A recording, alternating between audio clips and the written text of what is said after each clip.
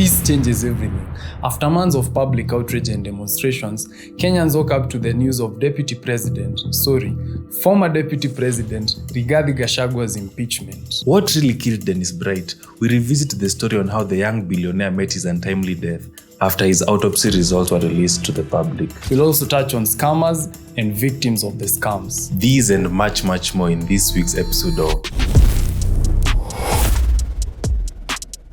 Kenya's Deputy President Rigathi Gachagua impeached. Last week, the motion to impeach the Deputy President was passed at Parliament, but to remove him from office, at least 2/3 of members of the Senate must have voted in favor of his impeachment. At the Senate, the proceedings were nothing short of drama between Mwengi Mutuse, the proposer of the motion, and Elisha Ongoya. The heated debate saw Kenyans take to social media to praise the sensation that was the DP's legal counsel. It may be getting hotter, but look at the document, compose yourself, and read. From your company law knowledge, do you know the role of directors in a company? Yes, I do. What directors play in a company? They direct.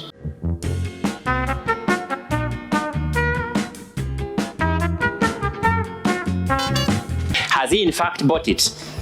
I would imagine so. Sorry? I would imagine so. Oh, you want these senators to impeach this deputy president on your imagination? The guy is being roasted. Mr. Mutuse, you told him you're a lawyer. The Senate voted for his impeachment. The decision was, however, made in the Deputy President's absentia, as he was admitted to hospital before the conviction. His Excellency, the Deputy President, was admitted here this afternoon. He came in about 3 o'clock with a lot of chest pain.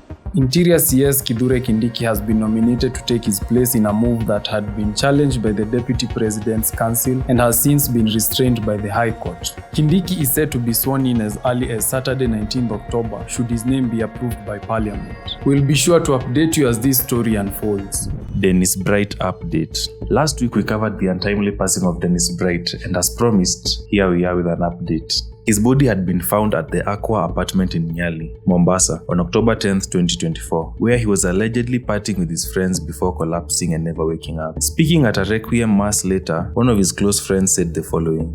Tukampeleka Premier Hospital. Kufika hapo akapronounsiwa death. Kutoka hapo sisi wote tulikuwa naye, tukaenda kwa DCI, sisi wote tukakuwa detained na bado tunamhoji. Kabili kwanza afanyiwe postmortem ndio ikuwe sure nobody poisoned him. Despite what he said, rumors are circulating online that Dennis was poisoned by his friends during the vacation. He was drugged by his friends. I'm sure of this.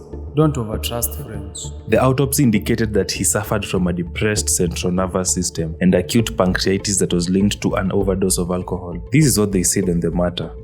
Small intestine were damaged. On further examination, we tried to interrogate them if there is anything suspicious. They said no, it was just a lot of alcohol.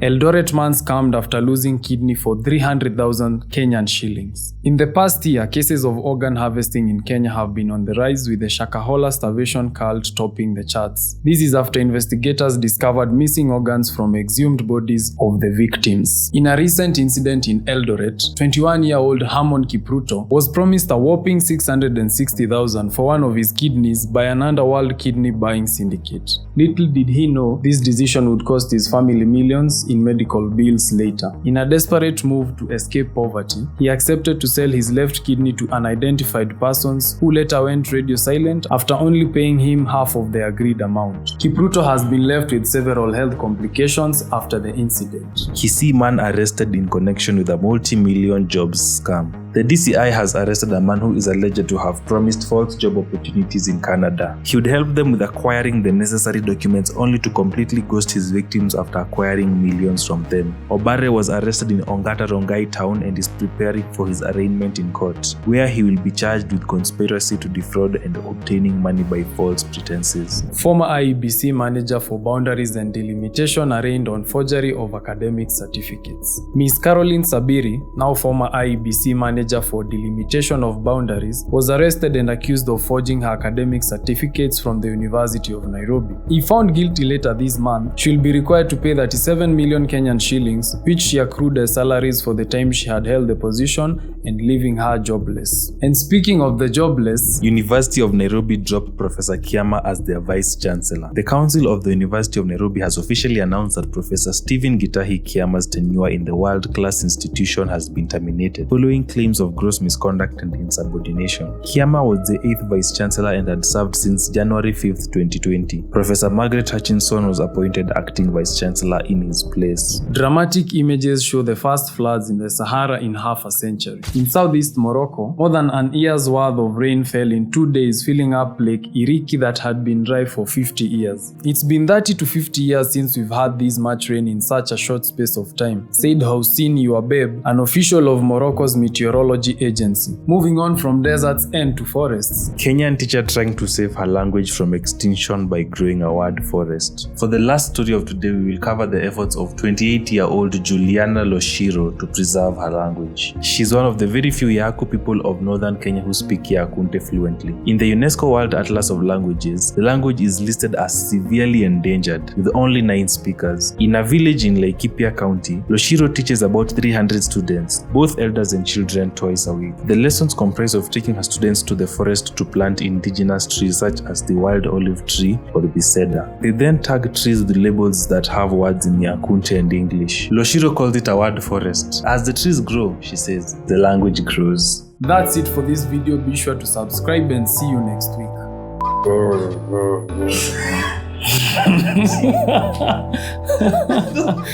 Little deep. Guys, gonna record. Wait.